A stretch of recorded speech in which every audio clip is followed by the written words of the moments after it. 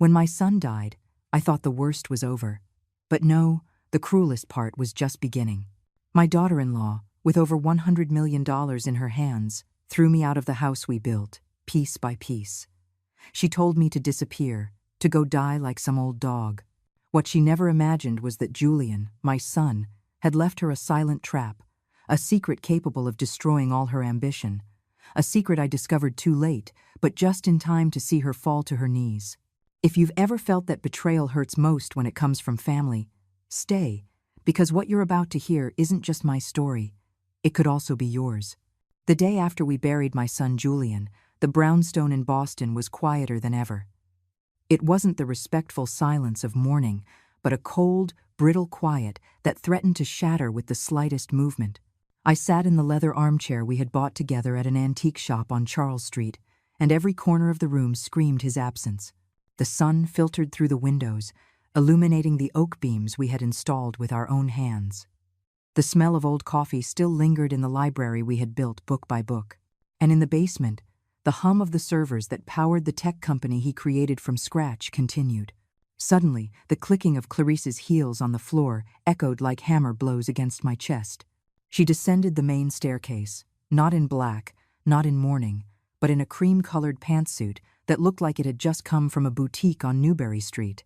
Her makeup was flawless, her gaze icy. She walked past me without a glance, leaving a trail of expensive perfume that seemed to mock the grief-heavy air. She pulled out her phone and began barking orders in a harsh voice. I need the sale of the shares to happen now, before the end of the quarter. No sentimentality. The past is the past. I felt like a piece of old furniture, a yellowed photograph no one wants to hang.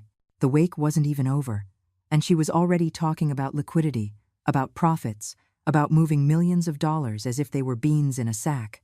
The next day, we were summoned by Mr. Anderson, the family's attorney for over 20 years. We sat in a spacious conference room that smelled of paper and old leather. I had known him since Julian was just a kid, scribbling wild ideas on diner napkins. The attorney looked at me with pity, but he put on his glasses and began to read the will.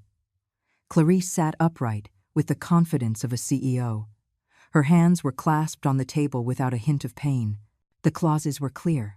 All the company shares, valued at over $100 million, the bank accounts, the luxury cars, the house, everything went to Clarice. My name appeared only once.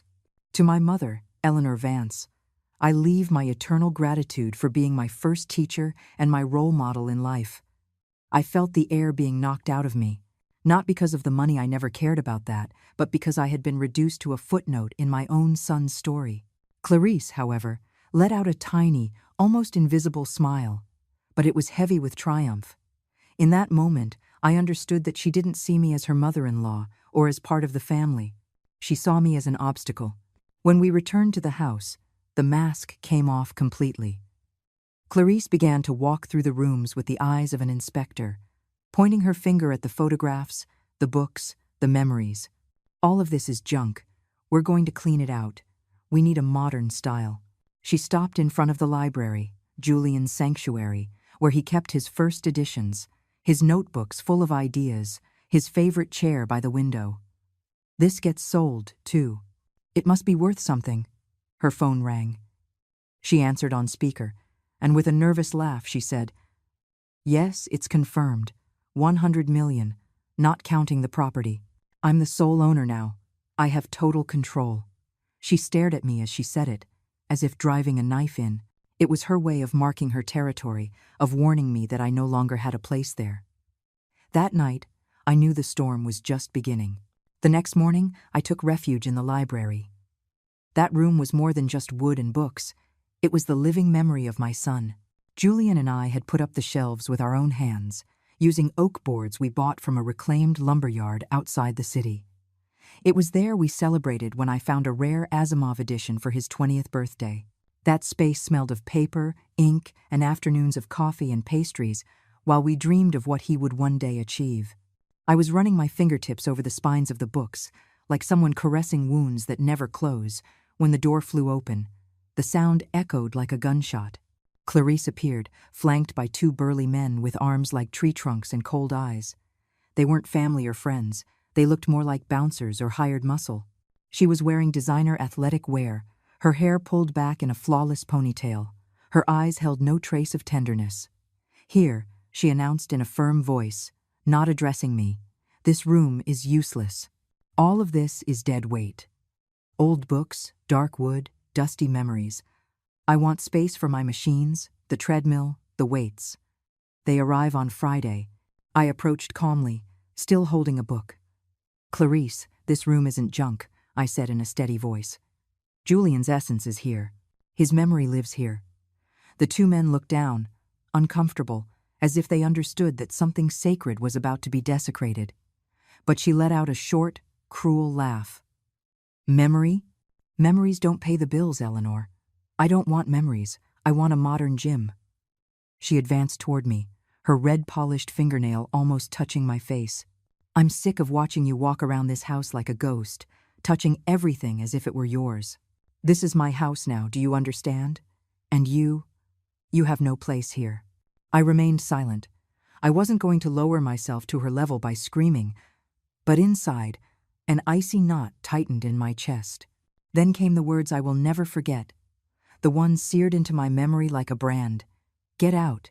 Go die in the street, in some dumpster, where you belong." With a sharp gesture, she ordered, "Get her out."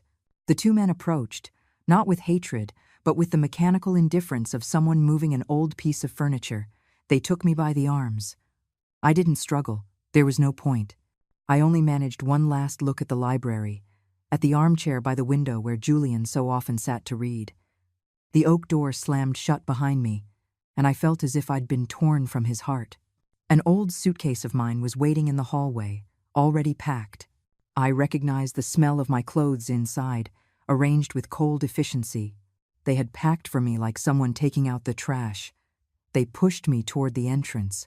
The grand front door of the house closed behind me, and I heard the deadbolt turn with a metallic click that sounded like a final judgment. The rain began to fall on the front garden. I stood there, soaked, the suitcase at my feet. In front of me was the house that Julian and I had built, brick by brick, stone by stone. I remembered that day, 20 years ago, when we were just teenagers and we planted the ash tree together that now stood enormous in front of the facade. "One day I'm going to build you a big house, Mom," Julian had told me then, "one that will always be ours." That promise was what Clarice had truly thrown out into the street. It wasn't the millions of dollars or the brownstone walls. It was the word of a son to his mother. Tears mixed with the rain. The cold chilled me to the bone, but inside me, something harder was beginning to awaken. The pain, slowly, was transforming into an icy clarity. A yellow cab pulled over. The driver, a young man with a kind face, opened the trunk without asking any questions. "Where to, ma'am?" I picked up the suitcase and got in. "The Beacon Motel, out on the highway," I told him. It was an old, discreet place, the kind of place you go when you don't want to be found. As we drove through the rain, the city lights reflected in the puddles like ghosts.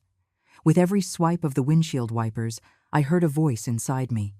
Now what? Now what? What I didn't know at that moment was that Julian had foreseen everything, and that Clarice was about to walk into a trap that she herself would spring. The room at the Beacon Motel smelled of dampness and stale cigarettes. The bedspread was coarse. The lamp barely cast a yellow circle on the nightstand. Outside, the rain beat against the pavement with a monotonous rhythm, as if trying to lull me into my defeat. I sat on the bed, my suitcase open beside me. I had 2 changes of clothes, a couple of wrinkled photos, and a sweater Julian had given me one winter. That was all I had left. I turned on the lamp, took out my cell phone, and looked at it for a moment. I thought about calling a friend, a neighbor, but pride stopped me. I couldn't bear the thought of them seeing me as an old woman thrown into the street by her own daughter-in-law. The silence was broken by the ringing of the phone. The name on the screen made me hold my breath. "Mr. Anderson." I answered with the firmest voice I could manage. "Good evening, Mr. Anderson." "Eleanor," he replied, his tone a mix of solemn and concerned. "I was going to call you anyway. We need to talk." I was silent for a few seconds. The last time I saw him, he read a will that had erased me as a mother. Now his voice sounded different, almost as if he were guarding a heavy secret. "What is this about?" I asked. He sighed on the other end of the line. Julian was very smart. You know that better than anyone. He planned his business ventures like a game of chess, and he also planned for what would happen after he was gone. I felt a tingling sensation run through my body. Are you saying the will we read wasn't the whole story? Exactly. What was opened in my office was just the first layer. Julian left additional instructions, a sealed envelope, and a contingency clause. But I couldn't reveal them until a certain condition was met. My heart was pounding. What condition? That you were forced out of the house, Eleanor. That his wife showed her true colors. I put my hand to my forehead. My son had seen it all coming. He had known who Clarice was before I did. The lawyer continued. Your son called it the character test. He wanted to give Clarice the opportunity to choose well, to prove she could be worthy of his trust.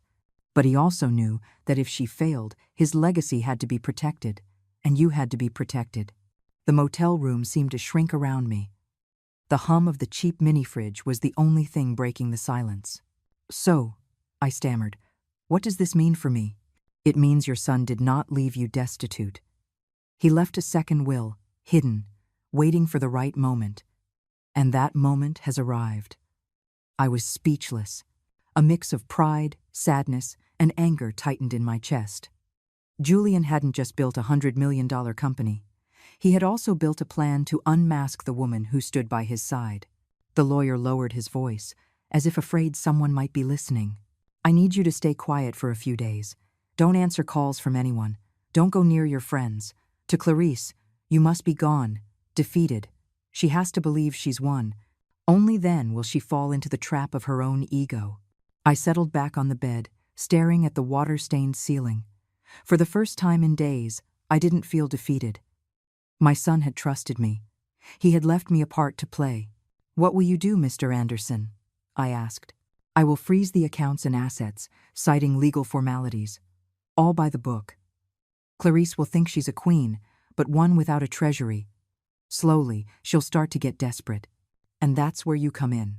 I hung up the phone, my hands trembling.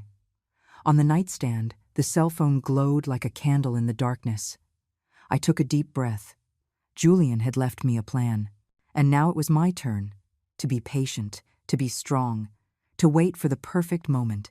That night, in a cheap roadside motel room, I knew I was no longer a defeated old woman.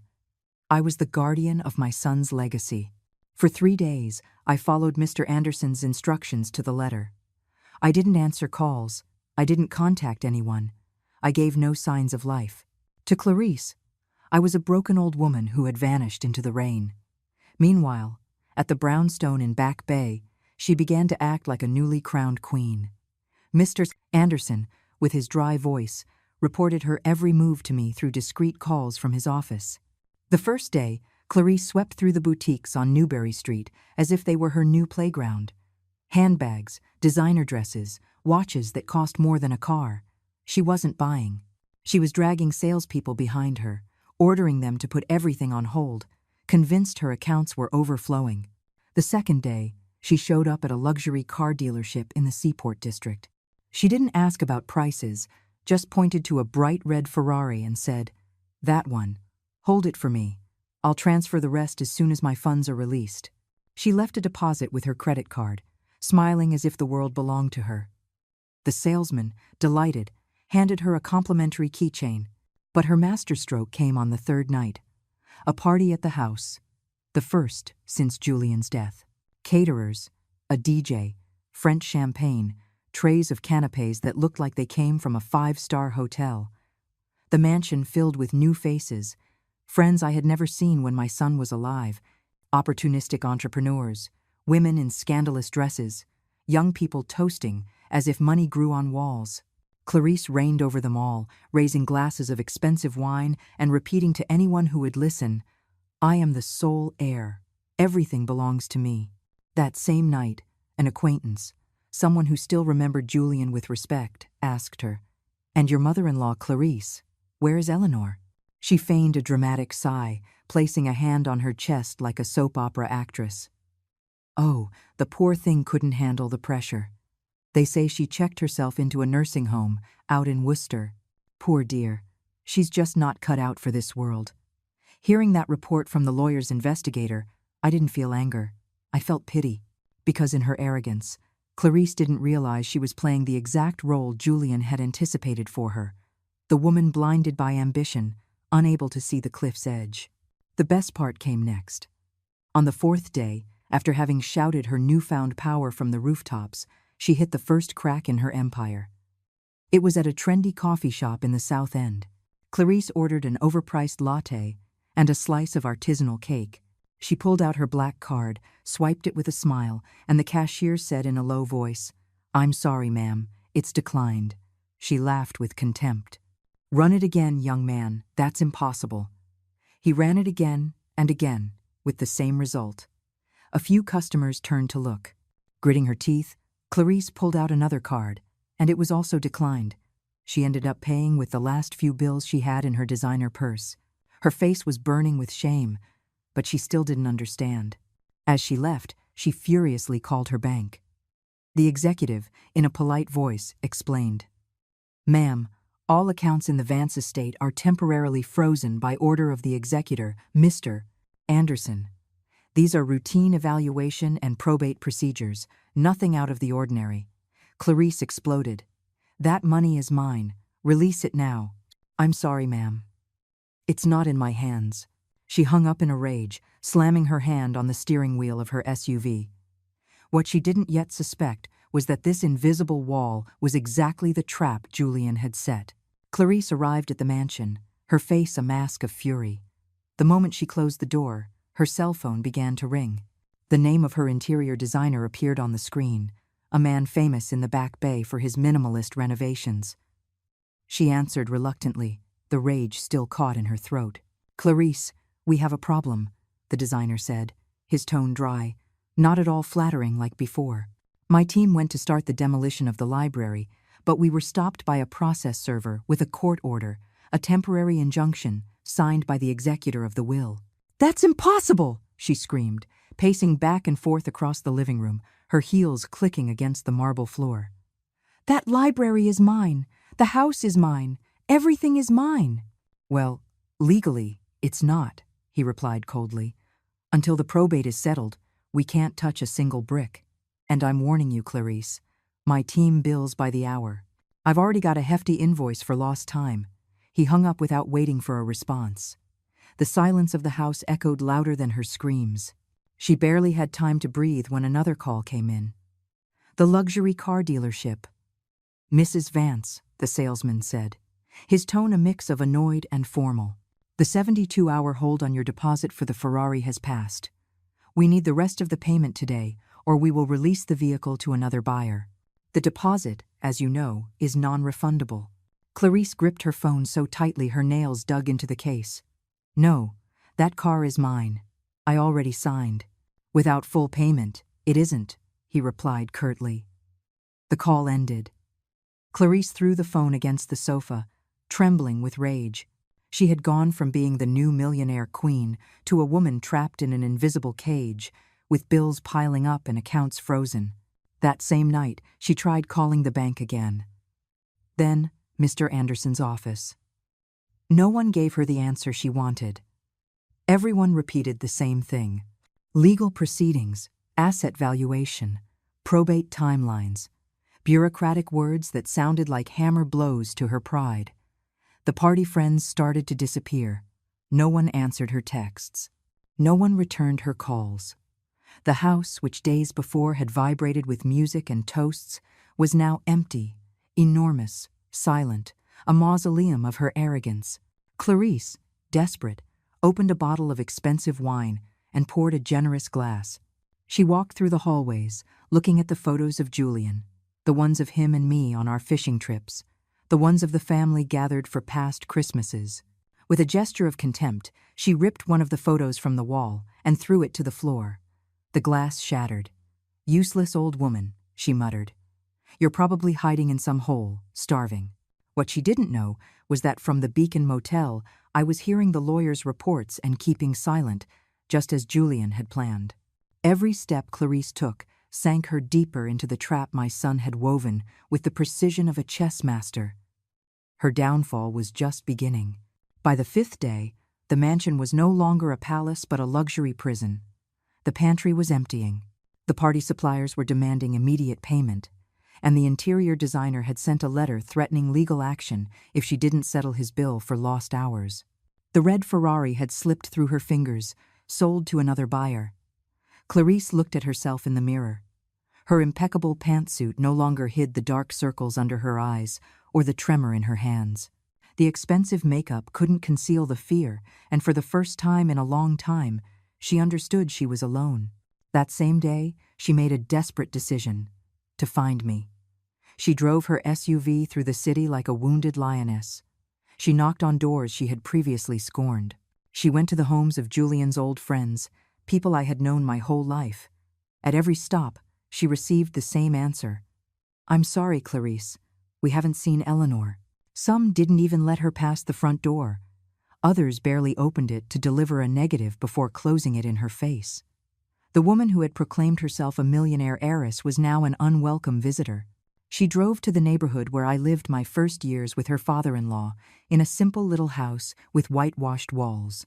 "There," she asked the neighbors, the woman at the corner store, the mechanic on the corner. They all said the same thing: "We don't know anything about her." In reality, some had received discreet messages from the lawyer asking them to keep quiet. No one wanted to get involved, and deep down, everyone knew I didn't deserve the way she had treated me. Clarice ended her search in the Boston Public Garden, sitting on a bench, her face in her hands.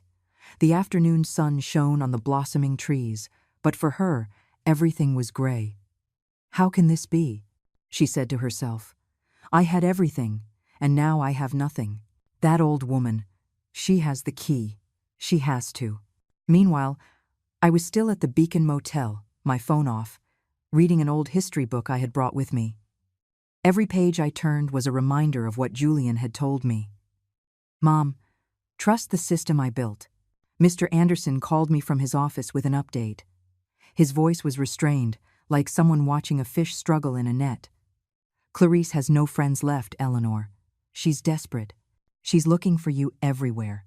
And when desperation overtakes pride, that's when the real endgame begins." I sat there thoughtfully, looking at the motel's yellowish lamp. I knew that sooner or later, the moment would come to face her. But it wouldn't be on my terms, or hers. It would be on Julian's. Mr. Anderson's office was in a historic gray stone building in downtown Boston. I had walked into that office dozens of times with Julian when he was just a young man dreaming of launching his first software company. That night, the woman who entered was not the dignified widow of a successful entrepreneur, but a defeated woman. Clarice arrived with her makeup smeared, her hair a mess, and a wrinkled blazer that had seen more sofas than closets. She was no longer the queen of Newbury Street. She was a castaway searching for a life raft. The receptionist looked up, surprised to see her in such a state. "Good evening, ma'am. Do you have an appointment?" "No," Clarice answered in a hoarse voice. "But I need to speak with Mr. Anderson, now." Anderson received her in the waiting area. His face was impenetrable, professional, but his eyes held the glint of someone about to reveal a long-kept secret. "Clarice," he said calmly, "please, have a seat." She collapsed into the leather armchair, her hands clenched on her knees. "Mr. Anderson, you have to help me. I have no access to anything. My cards, my accounts, the vendors are suing me.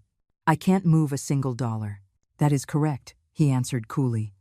"The assets of the estate are subject to an evaluation period. It's standard procedure." "Don't talk to me about procedures," she shrieked. "You work for me. I'm the heir." Anderson adjusted his glasses, rested his hands on the table, and looked at her directly. "That is precisely the point, ma'am. Are you sure you heard the entire will?" The silence that followed left her frozen. Clarice blinked, confused, as if the rules of the game had suddenly changed. "What? What do you mean?" The lawyer stood up and picked up a black briefcase. From it, he pulled a thick paper envelope, sealed with red wax bearing my son Julian's ring. He placed it in front of her, slowly, as if setting dynamite on the table. "This document, Clarice, is the codicil your husband left with me. It was only to be opened if you failed to uphold the clause to protect his family and his mother. And believe me, you failed in the cruelest way possible." Clarice swallowed hard. She reached out a hand but stopped, as if afraid the envelope might burn her. That can't be. Julian left me everything." Anderson shook his head. "Julian left you a test, and you failed it." The impact of those words hit her like a sledgehammer. Her eyes began to fill with tears, but not of genuine sorrow. They were tears of fear. At that moment, the office door opened softly. I walked in, slowly but steadily, wearing the same navy blue suit I wore to my son's wedding. Clarice saw me, and her face contorted in pure terror. "You," she stammered. "But everyone said you were in a nursing home." I stood before her, saying nothing. I didn't need words. The silence was enough. The tearing of the envelope filled the room like contained thunder. Anderson pulled out a single sheet of paper, folded in two, written in my son's clear, firm hand. He unfolded it on the table with the solemnity of a judge about to deliver a verdict. Clarice watched him as one would watch a guillotine slowly descend. I remained standing behind her, my hands crossed, my eyes fixed on the paper. "This is the codicil to the last will and testament of Julian Vance," the lawyer read in a grave voice. "It shall only be considered valid if the person I name as my heir demonstrates contempt toward my mother, Eleanor Vance, or fails in her duty to protect the memory of our family. In such a case, everything stipulated in the first document will be immediately null and void." Clarice flinched. "That's a lie. Julian would never write something like that." Anderson looked at her calmly. "He wrote it in his own hand, ma'am." "I was present when he signed it," the lawyer continued. "If this codicil is activated, I order that all my assets, shares, accounts, and properties become part of the Vance Legacy Trust. The sole administrator and custodian of this trust will be my mother, Eleanor Vance." I stood frozen, a great weight on my chest. Julian had left me everything, not for my own benefit, but to protect what we had built together. Clarice slammed her hands on the table. "No, that can't be. That fortune is mine. I am his wife." Anderson gently tapped the table with his index finger, emphasizing the final clause. "My wife, Clarice Hayes, will receive only a monthly stipend of $3,000 on the condition that she maintains verifiable employment. Should she refuse, the trust will be released from all obligation to her." The silence was so thick you could cut it with a knife. Clarice was petrified, breathless. I, on the other hand, felt my shoulders, which had been burdened with grief for weeks, straighten. For the first time in a long time, I took a deep breath and looked my daughter-in-law directly in the eyes. She lowered her gaze, unable to meet mine. She was no longer the arrogant woman who had thrown me out into the street. She was just a defeated figure, trapped by her own greed. Mr. Anderson placed the document in a leather folder. "This is your husband's true will, ma'am, and whether you like it or not, the law supports it." Clarice clenched her fists in fury. "This is a trap, a damn trap." I took a step toward her, and in a calm but firm voice replied, "It's not a trap, Clarice, it's justice. The justice of a son who knew the woman he shared his life with." Her eyes filled with helpless tears. The glass world she had built in a few short days was shattering before her with a single piece of paper. Clarice stumbled out of the office as if she'd been hit by an invisible bullet. Outside, the city carried on. Horns honking on the highway, people buying hot dogs from a vendor on the corner, the bustle of downtown Boston. But for her, it all sounded distant, muffled. She got into her SUV but didn't start it. She turned on her phone and scrolled through messages, looking for a lifeline. What she found was even crueler than the will. The designer demanding immediate payment for his time. The dealership confirming the loss of the Ferrari deposit. The party suppliers threatening to sue. And several friends who had been toasting in her living room days before had now blocked her on social media. Clarice was breathing heavily. Everything was falling apart. Her prestige, that shine she so proudly flaunted, had vanished in less than a week. In her desperation, she called one of her high society friends, the kind who always paraded down Newbury Street with designer bags. The call went through, but the response was a cold whisper. "Look, Clarice, I don't want any trouble. It's better if you don't call me." The click of the phone was like a slap in the face. She slammed her phone off and pounded the steering wheel in rage. Meanwhile, I returned to the Beacon Motel with a heavy heart. I had witnessed Clarice's downfall, but I felt no joy. I felt a mixture of sadness and relief. My son, from beyond the grave, had cast a net of justice. That night I sat on the motel bed, the lamp on, the codicil replaying in my mind as if I had read it myself. Julian had foreseen it all. His wife's arrogance, her boundless ambition, her inevitable fall. The next day, a rumor began to spread through the city that Clarice Hayes, the widow of entrepreneur Julian Vance, was broke. That the millions never existed, that it was all a sham. In bars, in diners, in the courthouse hallways, everyone repeated the same story. She, unable to bear the weight of the disgrace, tried to confront me publicly. She came to Trinity Church, where Julian and I always lit candles on All Souls' Day. She found me there, sitting in a pew, looking at the marigolds adorning the altar. She approached with hesitant steps, her voice broken. "Eleanor, please, help me. I can't do this." I looked up. There was no anger in my eyes, only the dignity of a mother who had survived humiliation. "This isn't about me, Clarice. It's not even about you. It's about Julian. And you betrayed him." She fell to her knees before me, right there, in the middle of the church. The parishioners who were praying turned to watch. The woman who days earlier had thrown me out like a dog was now begging, tears streaming down her cheeks. "I swear, I'll do anything. I just want to get something back, even a little of what I lost." The echo of her voice in the stone sanctuary sounded like a lament, and I knew that her test had only just begun. The image of Clarice, kneeling before me in the church, was seared into my mind. The whispers of the faithful mixed with the scent of incense and the flickering candlelight. She, who had once arrived at services in designer suits and imported perfumes, was now crying, her mascara running, begging for mercy like a sinner in confession. I didn't respond. I just looked at her in silence. I've learned that sometimes words are unnecessary. Silence is the cruelest mirror. And in that mirror, she saw her own ruin. When I left the church, Mr. Anderson was waiting for me with a serious expression. We walked together through the square, where vendors were selling pretzels and coffee from carts. Life went on with its usual buzz, but what he told me brought the weight of reality crashing back. "Eleanor, today was just the first stage," he explained. "Julian didn't just leave a codicil. He left precise instructions, a kind of manual for what was to come." I looked at him, surprised. More? What else could my son have foreseen?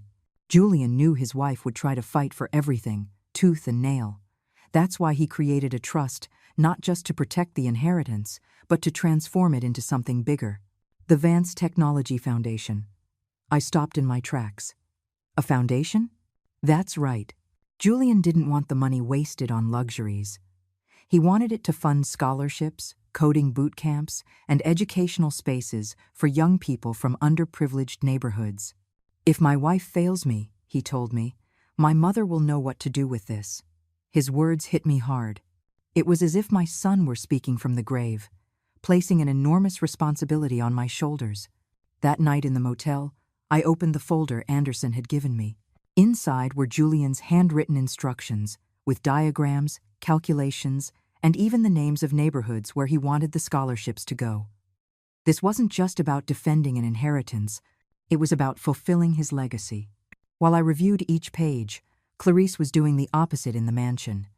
Desperate, she was calling contacts, lawyers, even a notary who owed her a favor, but they all gave her the same answer. The trust is untouchable.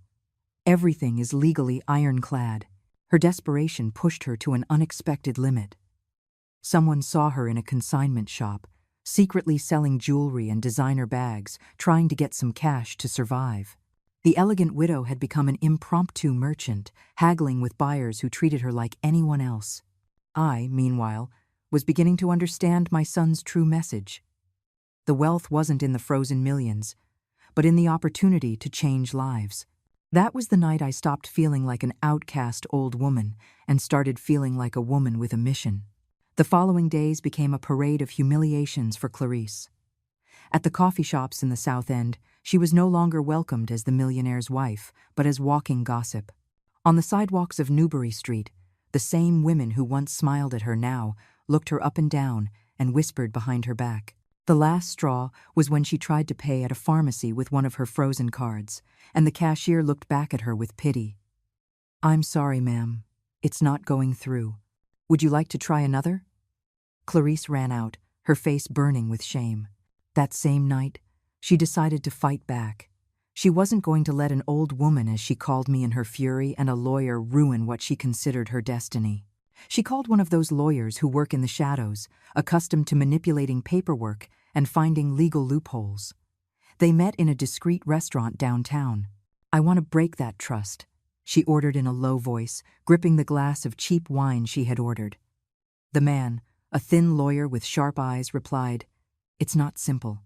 The document is airtight. Your husband had top-tier legal advice, but there are always ways to wear them down. Lawsuits, appeals, pulling strings at the courthouse. It costs money. Money is what I need to get back," she said, biting her lip. "And if I have to spend what little I have left to reopen the case, I will." What Clarice didn't know was that Mr. 270p Anderson was already expecting this move. Julian had predicted it. From a distance, I watched as she sank deeper into my son's web. Meanwhile, at the Beacon Motel, I received a call from Anderson himself. "Eleanor, be aware that Mrs. Hayes has already initiated legal maneuvers, but don't worry, the trust is solid. All she will accomplish is delaying the inevitable, and the harder she tries, the more exposed she will become." I hung up with a lump in my throat. Julian had even thought of that. My son, at just 40 years old, had possessed a clarity that took me a lifetime to learn. True power isn't immediate money, but patience and strategy. I couldn't sleep that night. I watched the parade of cars on the highway from my motel window, their red taillights disappearing into the distance. I thought about the irony.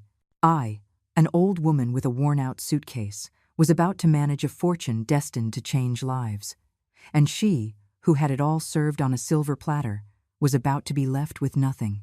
Clarice's lawsuits began to circulate in the Boston courthouses like flyers in the wind.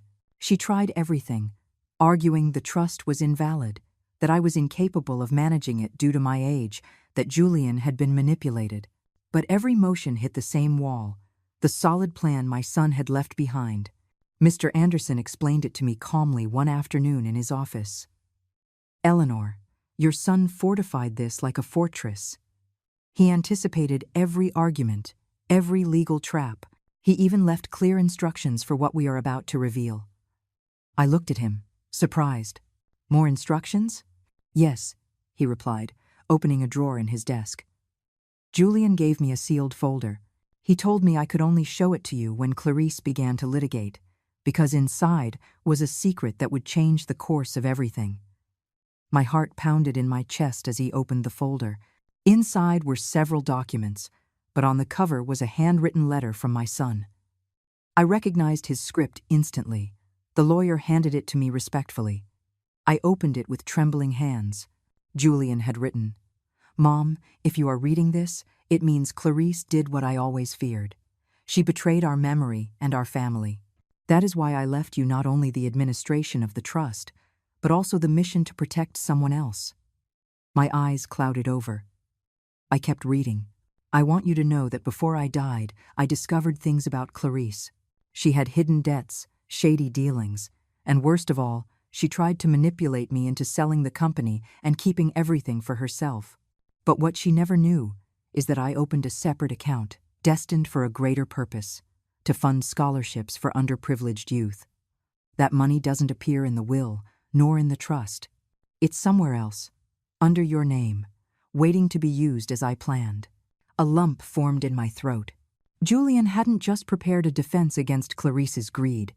He had created a secret weapon, a hidden fund that even she could never touch. Anderson watched me in silence, giving me time to process it. "Eleanor, this means the real power was never in the assets Clarice was claiming. Julian hid his true legacy in a plan that only you can execute."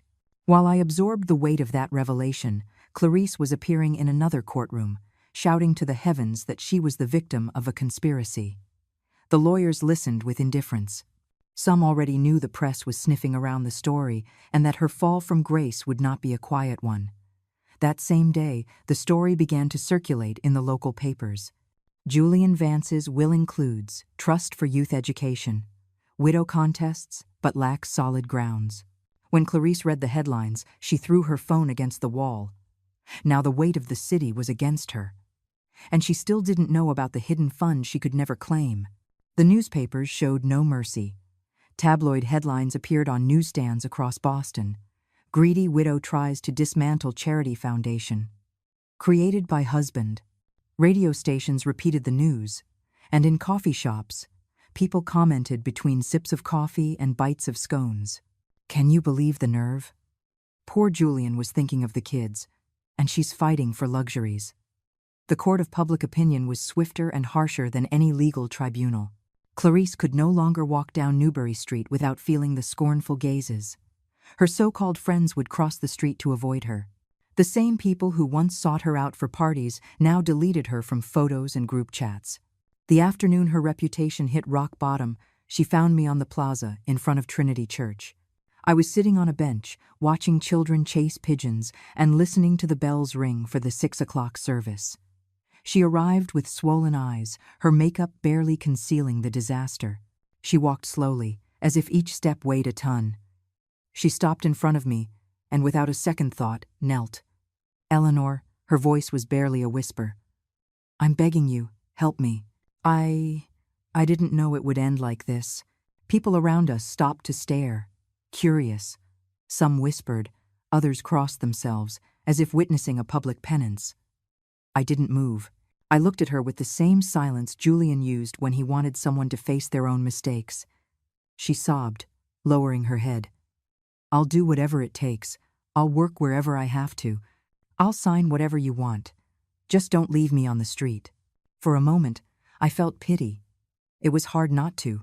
This woman who had thrown me out into the rain with a suitcase was now begging in the middle of downtown, in front of strangers, for me to extend a hand. But then I remembered my son. I remembered his voice when he said, Mom, if she betrays you, let life teach her what the weight of her decisions means. I took a deep breath, stood up from the bench, and leaned down just enough to speak into her ear. Clarice, Julian's justice wasn't to leave you with nothing. It was to force you to live with what you've never known, honest work. She looked up, tears streaming down her cheeks. I turned and walked toward the church. The bells were ringing loudly, as if sealing my words. Behind me, Clarice remained on her knees, watched by everyone. The rules of the trust were clear. Clarice would receive a modest monthly stipend only if she worked a formal job and submitted proof. No luxuries, no favors, no shortcuts, honest work or nothing. When Mr. Anderson explained this to her in his office, she nearly collapsed in the leather chair. Me? Work? She stammered in disbelief. Do you have any idea who I am? The lawyer didn't blink. I understand perfectly. And I also understand what your husband stipulated. Verifiable, full-time employment, or the stipend is canceled. Clarice stormed out, but reality was waiting for her outside. She no longer had credit cards, or jewelry to sell, or friends who would lend her money. The city noise, the honking on the streets, the street vendors hawking sausages mixed with a painful echo in her mind.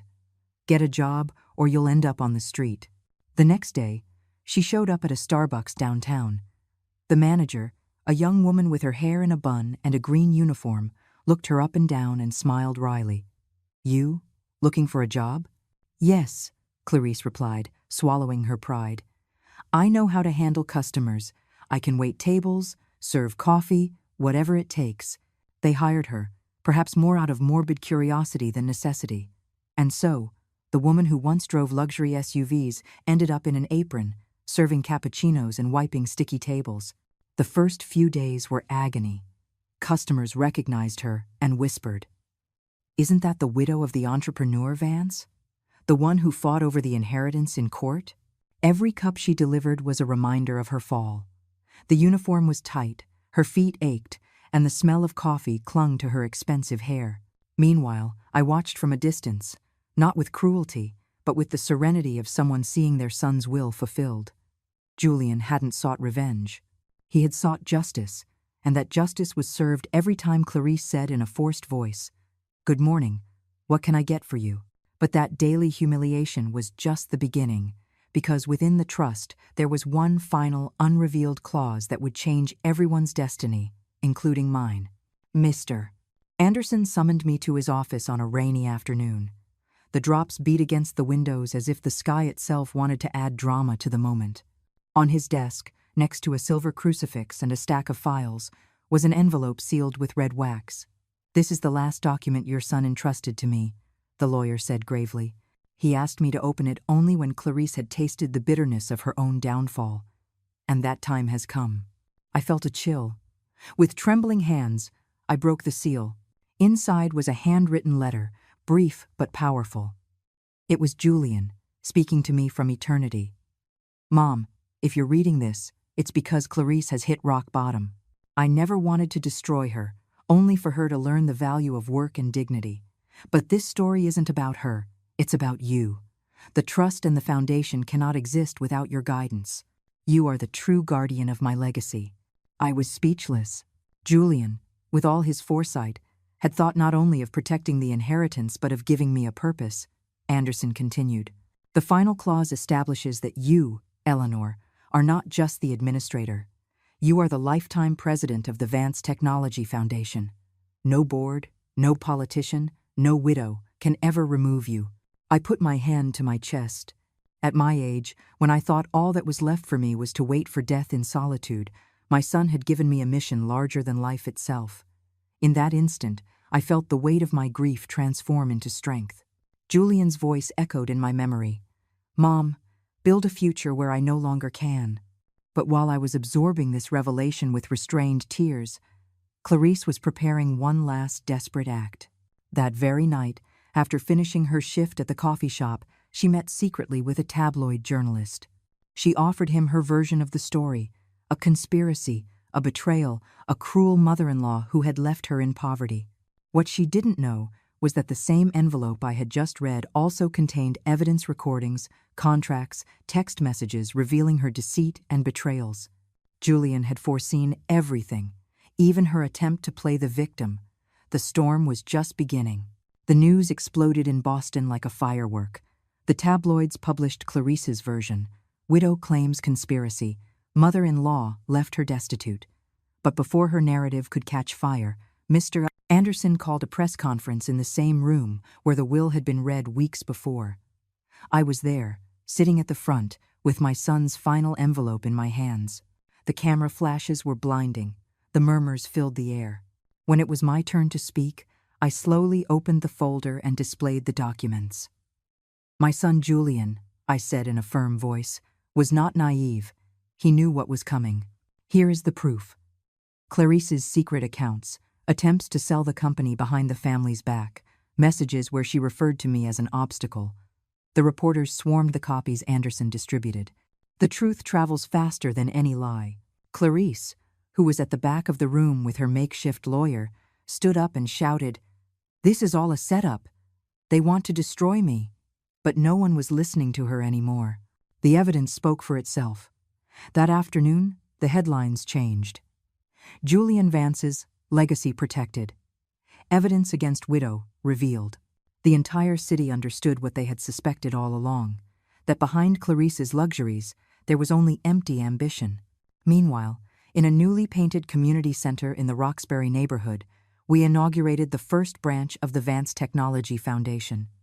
Young people in worn school uniforms crowded around the new computers. The light in their eyes was a reflection of hope.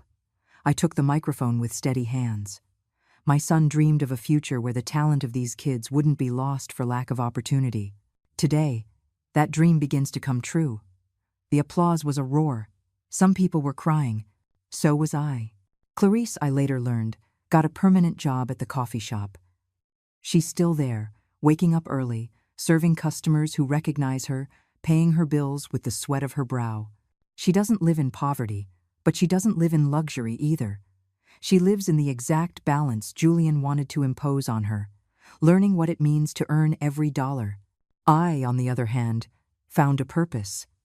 I am no longer the old woman cast out with a suitcase in the rain. I am the guardian of a legacy, the bridge between my son's vision and the hope of a new generation. Every night, when I lock up my office at the foundation, I look at a photo of Julian. His wide smile, his eyes full of life, and I whisper to him, "Son, you did it. Wherever you are, you can rest easy. Your justice has been served." The story ended without bloody revenge or spectacular punishments. It ended with justice. Clarice learned firsthand that easy money doesn't build respect, and that arrogance always meets its limit. I, in turn, understood that a son's true inheritance isn't riches, but the purpose he leaves for those who live on. Today, the foundation bears Julian's name and opens doors where there were once only walls. That is the real victory. What do you think? Was the punishment Clarice received sufficient, or did she deserve worse? Let me know in the comments. Give this a like if this story moved you, and subscribe to the channel for more tales where life teaches us that patience and dignity always triumph over ambition.